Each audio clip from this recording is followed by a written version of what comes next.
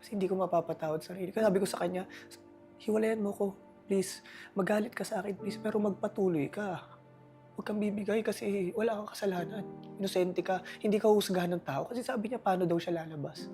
Sabi ko, hindi ka husgahan ng tao, maniwala ka sa akin. Mm. Yun po yung sinabi ko sa kanya. At yun yung dahilan kung bakit ka nandito din, ano, na parang na-convince ka or na-realize mo na dapat akong magsalita para magkaroon ito ng closure, para makahinga ka na ng maluwag.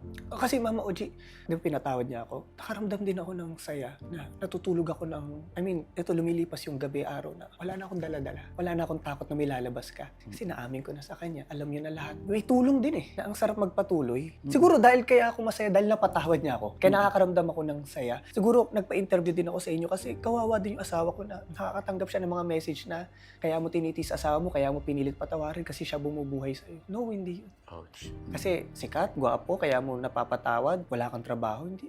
Pinatawad niya ako kasi yun yung naramdaman niya. Mahal daw niya ako. At hindi ko sasayangin. Pero sabi ko yun niya sa akin, kung isipin na bukas, isang buwan, isang taon, okay na ako. Trabahuhin mo na maging okay ako. Sabi ko, oo, hindi ako mapapagod. Tatrabahuhin ko talaga na maging okay ka.